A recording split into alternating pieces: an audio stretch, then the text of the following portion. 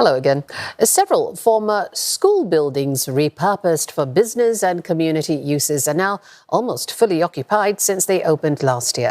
The Singapore Land Authority says more sites will be considered for similar makeovers amid a demand for such places. I have with me Rebecca Metteo for more on this very topic. Now, Rebecca, we've seen repurposing of fire stations, black and whites, for example. But why schools? Why are former schools being used? Right, Jill. So as we know now, Singapore's total fertility rate has hit a historic low of below 1. And what this really means is that we are facing a situation of low birth rate. And over the years, that also meant that, there's falling enrollment rates in schools. So the government took steps to merge some of these schools. And with that, it also means that some of the schools will have to be closed down, right? So what happens to these schools that are closed down? So they are returned to the Singapore Land Authority. So while school closure and merger, they're not a new thing, there seems to be more of them, such instances in recent years. And so former school sites, as you've mentioned, like fire stations have been used. So former school sites have also been transformed into other uses. For example, just the 65 Pasir Panjang Road, it was a school founded in 1950s and it went through a major facelift. It's now a regional hub for Shopback, which is a Singapore homegrown business. The property sits on 88,000 square feet of land, and that's about the size of about 1.5 football field. And to give you another example, the former Henderson Secondary School, it is now an urban farm that provides farm tours, school learning journeys, as well as events and workshops for people. And using former schools is also a way of reusing existing infrastructure, rather than tearing it down and completely building something new again. So one of the more recent ones would be the former Loyang Primary School over at Pasir Ris. It's now turned into a hub for sustainability startups, and it's also the first of its kind. So let's have a look. From old school grounds to where inventions abound, the former Loyang Primary School is now a hub of activity to find the next big thing in the sustainability field. At least 25 startups have made it their base. The old science labs, classrooms and halls are in almost move-in condition with second-hand old desks and chairs. The master tenant also keeps rent lower here compared to many other spaces. The whole goal is that they can bootstrap still at the early stage. So bootstrap meaning is affordable enough for them to come up from themselves without fundraising.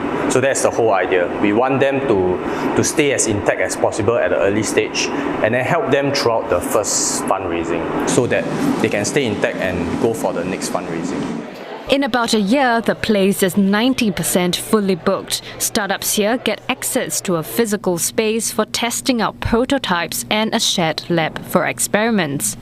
Our tenancy typically is about 1 year maximum.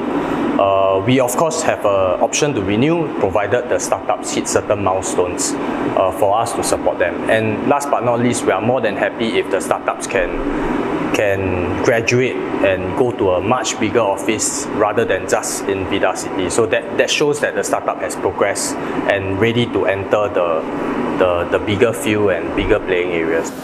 Startups like Waterroam moved out of factory spaces in traditional hubs. I got a chance to look at their latest idea. So David, how does this water filter work? So this is a portable water filtration system that filters contaminated water from rivers, wells and streams into clean drinking water.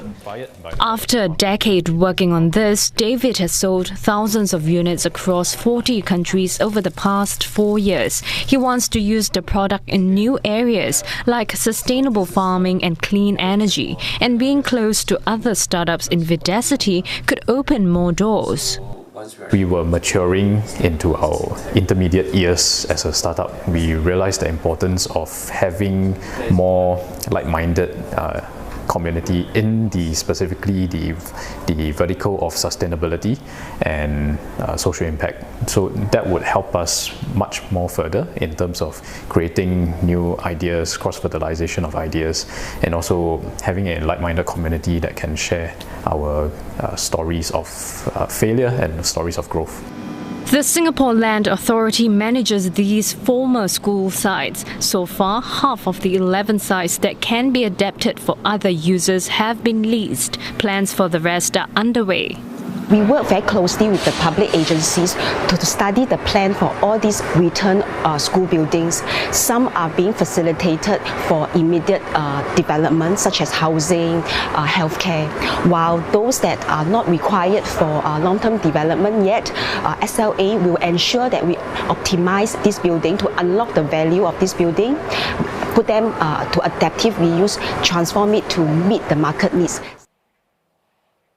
Okay, so Rebecca, we know why schools, because they're available, right? But what is it about the features of a school, you know, the bones and the infrastructure of a school that make them suitable for repurposing? Right, so schools are relatively easy to repurpose. In fact, based on how it's used, sometimes you only need very little, very minor fixes and changes. So that's the case for Vidacity that we just saw. It's really a plug and play kind of setup so that startups can enter and just start working, right? So Zach, the founder, actually shared that they try to keep things low cost. As you have seen, the chairs, the tables, the furniture, they're all of different design and colors. And that's because they try to get second-hand items to lower the overall operating cost. And they also try to source for things that startups need, like 3D printer. And sometimes they get these items for free as well. So there's also a research lab that you saw in the story. It's for deep tech startups. So I remember Zach telling me that don't expect a lot from the research lab because it's not like your fancy university kind of lab environment. It's really rather basic. There's like microscopes and incubators. It's really just to make sure that the startups can still conduct their experiments. So to cut costs, in fact, a fun fact is that they didn't even install lifts. So, you know, old schools don't come with lifts. No. So the startups really have to get creative to figure out how they can get their equipment and product to, say, the second floor or the third floor of the building. Now, this is a little bit, it's quite a contrast to New Bahru, which is another former school site, which is now a lifestyle hub. So over there, they did more extensive renovation. They installed lifts, for example, and created more space for events and pop-ups. Okay. So tenants told me that they enjoy being there because they like the character of the place. And they even saw a doubling of sales since they were there. And they want to expand their business down the road. So let's take a look. This made in Singapore brand here sells shampoos, hand and body soaps, and even mosquito repellent, all created with clean ingredients that don't harm the environment. Omno had always been an online shop until it decided to take up the space that allows creativity to flow and offers more affordable rents. Comparing to shopping mall, this is definitely more favorable, but I believe also that is part of also we invest heavily in our effort into curating very nice experience. So it's both, I guess it's not just the rental cost that we are saving, but also we also invest a lot in the effort of this one here as well. With lower overheads, the homegrown brand is gaining a foothold in the retail sector. Since opening in July last year, business has increased by a fold, thanks to both locals and tourists. Now the firm is hoping to tie up with luxury hotels. Omno is one of the first few tenants in New Bahru. The former Nan Chiau High School's halls and classrooms are now giving new beginnings to at least 40 Singapore brands that want to try out new concepts like Omno. The master tenant says a good number have doubled their sales and are looking to extend opening hours. In malls, the units that are often leased out tend to go to those with the deepest pockets. And their units are actually quite standardized and there's not much that you can do. Whereas with the tenants or the partners that came on board, we actually asked them to tell us what their biggest dreams were, tell us concepts that you've always wanted to do but never really had the space to do. And through our curation process, we identified those that were always trying to push the mold. Some of these include a Pilates studio, an art studio, as well as a home and lifestyle brand that sells bed sheets and bath towels. It includes F&B outlets like Singapore's The Coconut Club, serving plates and plates of local delicacy nasi lemak. A part of the former school is also used to house 83 co-living units. Already, the place is 90% occupied since it started in May last year. Looking ahead, its old school hall will be used to hold live events. Currently hosting a university showcase, this two-story adjacent block will soon be redesigned into a vibrant market hall, bringing in more retail brands and food offerings. So, Rebecca, you're telling us tenancy is pretty good, almost all taken up. So aside from the plug-and-play attractiveness, what else are businesses telling you?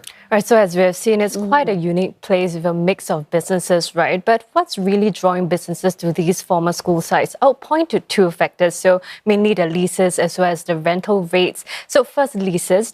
These old school sites are leased to master tenants who sublet to others. And the lease will run up typically for 9 years. It's pretty standard for short-term use of state properties. So before the pandemic, the Singapore Land Authority actually offers like a 3+3+3 year kind of lease structure. It's a mouthful, but it gives flexibility but not certainty for the businesses. Now that's because businesses typically, when they go into and rent such a space from SLA, they pour in a lot of money to make the place look better. Even the money even goes into programs and events just to make sure that the place is vibrant and good for businesses to start growing. And after hearing feedback from the businesses, SLA decided to sort of changed it. So now it's a 5+4 year lease structure. So 5 years up front with the option to renew for another 4 years down the road. So that gives businesses a bit more certainty and a longer runway to, let's say, recoup their business investment as well. But however, I must point out that subleases, however, from master tenant to the subtenant can be shorter because at Vidacity, for example, some tenants only have 1 year lease, and that's really because it's mainly for startups. So they will definitely value the flexibility, and this also lower the barrier of entry for them. And as for rentals, I've seen reports from real estate agencies, rental rates have generally held steady over the past few months across Singapore. So for tenants over at the former school sites, they didn't share the exact numbers, but they did say that it's enough for them. And the sense that I'm getting is it's quite affordable. And in fact, some of them told me that it can be lower than what they've seen in shopping malls. Well, it'd be interesting to see where this trend takes us and what some of the other uses that come out of these ideas. Thanks so much, Rebecca Metteo, joining me in the studio on repurposing old school buildings.